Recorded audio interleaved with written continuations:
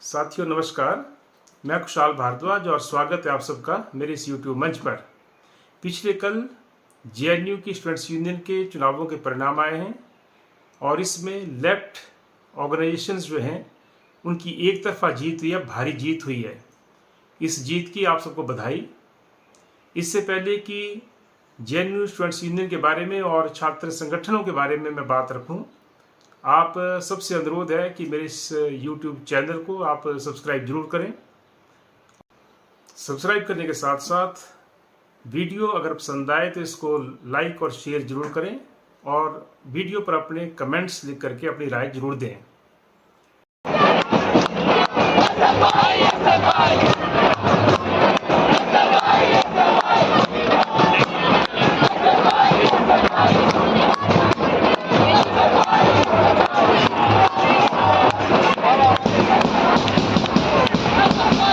तो जैसा मैंने कहा कि लेफ्ट स्टूडेंट ऑर्गेनाइजेशंस की, जिसमें एसएफआई है, आईसा है, एआईएसएफ है, डीएसएफ है, इनकी जो एक तरफा जीत हुई है और भारी मार्जिन से जीत हुई है। एक ऐसे समय में जब आप सबको मालूम है 5 साल के बाद ये चुनाव करवाए गए, यानी कि केंद्र में जब से मोदी की सरकार आई है, भाजपा की सरकार आई है, जेएनयू को बदनाम करने की तमाम कोशिशें की गई, जेएनयू के छात्र आंदोलन को कुचलने की तमाम कोशिशें की गई, जेएनयू के ऊपर तरह तरह के देशद्रोह के टैग लगाए गए, जेएनयू को कई और तरीकों से बदनाम किया गया, जेएनयू की ग्रांट कम कर दी गई, जेएनयू के हॉस्टलों में ग्रांट कम कर दी गई, जेएनयू की सड़कों की हालत खराब कर दी। इसके साथ साथ जो है पूरे जेएनयू में जो एडमिशन का भी जो तौर तरीका था उसको भी बदलने की कोशिश की गई और साजिश ये थी कि अगर 5-6 साल का गैप देते हैं तो पूरे हिंदुस्तान से जो नए छात्र छात्राएं जेएनयू में पढ़ने के लिए आएंगे, वो जो है क्योंकि उनका मन जो है पहले से, उनका दिमाग जो है पहले से दूषित किया होगा प्रचार माध्यमों के द्वारा, तो वो जो है जेएनयू से लेफ्ट को उखाड़ देंगे, ऐसी शायद उनकी मंशा थी। लेकिन इस मंशा को देश भर के जो छात्र जेएनयू में पढ़ने आते हैं, छात्र व छात्राएं, उन्होंने जो उसको गहरी चोट पहुंचाई है और एक बार फिर से जेएनयू में परचम लहराया है प्रगतिशीलता का, वैज्ञानिक सोच का और समानता पे आधारित जो आइडियोलॉजी है उसका। पहली बात मैं ये करना चाहूँगा कि लेफ्ट आइडियोलॉजी क्या है, यानी कि वाम विचारधारा क्या है। तो साथियों, जो लोग शोषण, जुल्म और अत्याचार पर आधारित वर्तमान समाज व्यवस्था को बदलना चाहते हैं, जो लोग सामाजिक आर्थिक समानता की बात करते हैं और एक नया समाज लाना चाहते हैं आर्थिक और सामाजिक समानता के आधार पर, उन लोगों को जो है आमतौर पर वामपंथी कहा जाता है, वही वामपंथी भी हैं। लेकिन जो छात्र संगठन है, मेरा ये मानना है कि छात्र संगठन का मुख्य काम निश्चित तौर पर शिक्षा की बेहतरी होना चाहिए, छात्रों की बेहतरी होना चाहिए। लेकिन उसके साथ साथ जो छात्र हैं वो कल के नागरिक नहीं बल्कि आज के नागरिक भी हैं। इसलिए आज जो समाज में घटित हो रहा है, समाज के अंदर जो भी जुल्म, शोषण, अत्याचार है, उसके खिलाफ भी उनको बोलना चाहिए। और मुझे भी मौका मिला है लंबे समय तक छात्र संगठन में काम करने का। मैं एसएफआई का कार्यकर्ता रहा हूँ, बड़ी छोटी उम्र में मैं एसएफआई से जुड़ा था।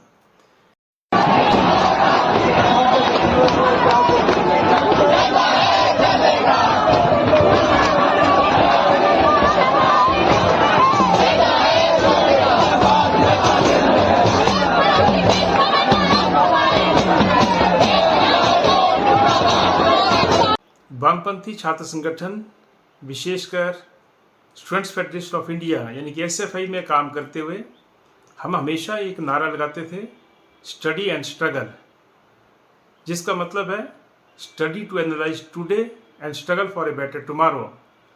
यानी कि आज जो कुछ समाज में घटित हो रहा है उसको स्टडी करना है, ना केवल सिर्फ किताबी कीड़ा पढ़ना है, ना केवल अपना सिलेबस पढ़ना है,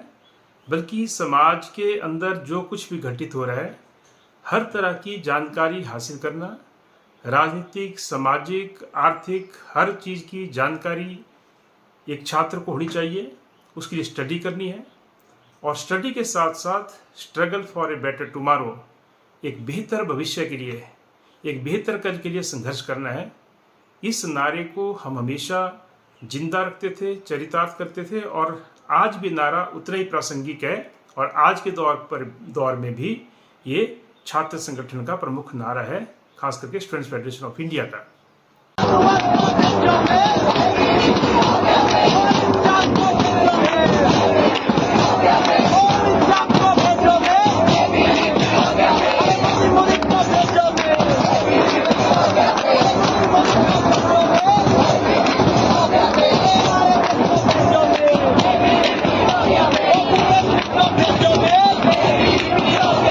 और तमाम तरह के विरोधों के बावजूद,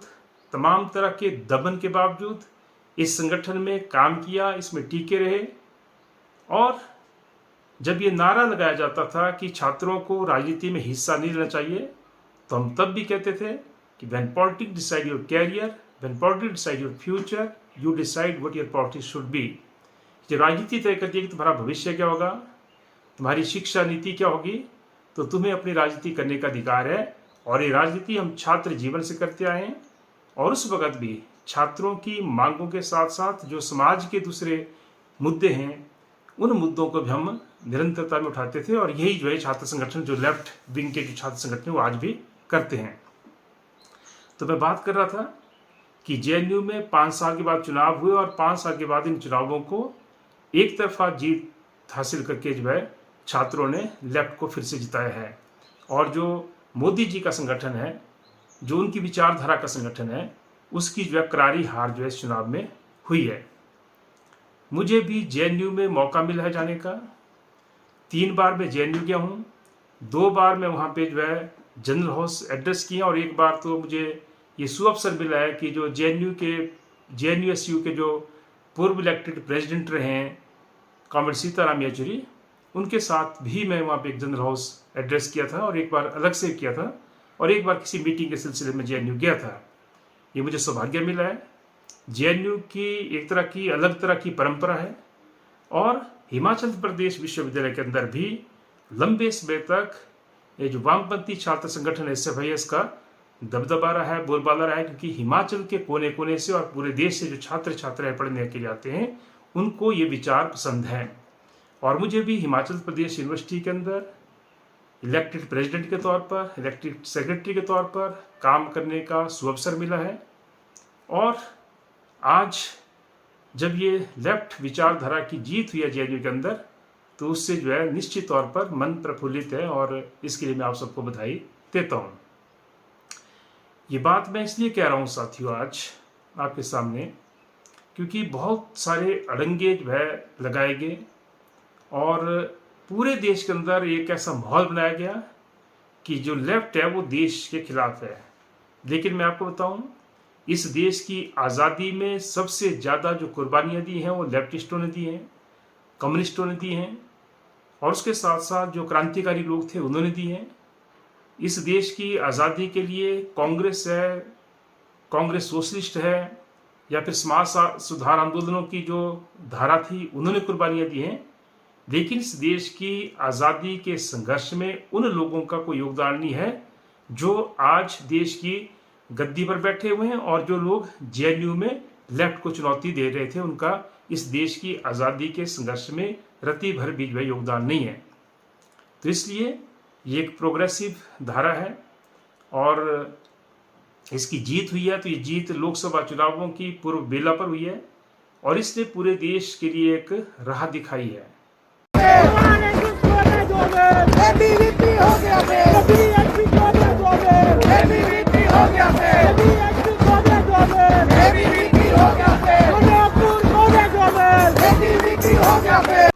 और साथियों,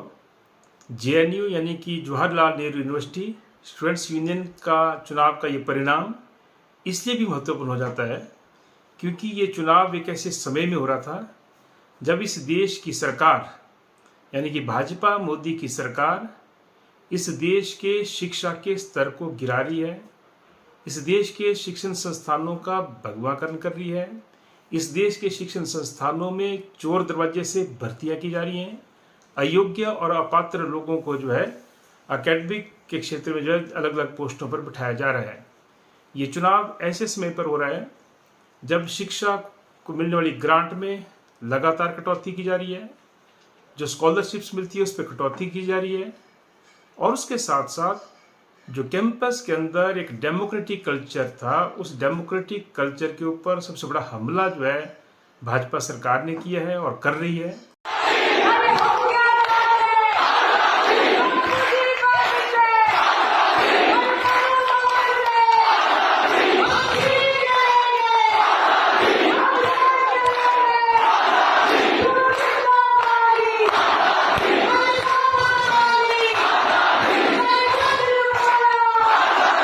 और उसके साथ साथ ये जो कैंपस के अंदर एक एकेडमिक्स का जो माहौल होता था,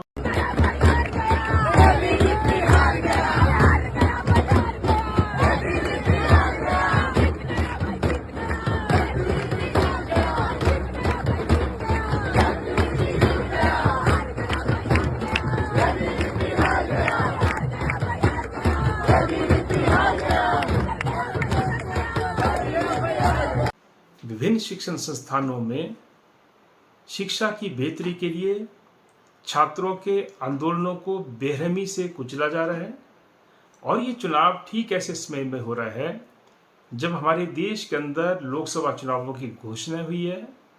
और उसके साथ साथ अगर पिछले 10 सालों का ट्रैक रिकॉर्ड देखें इस सरकार का, तो इस देश के अंदर संसाधनों की लूट हो रही है।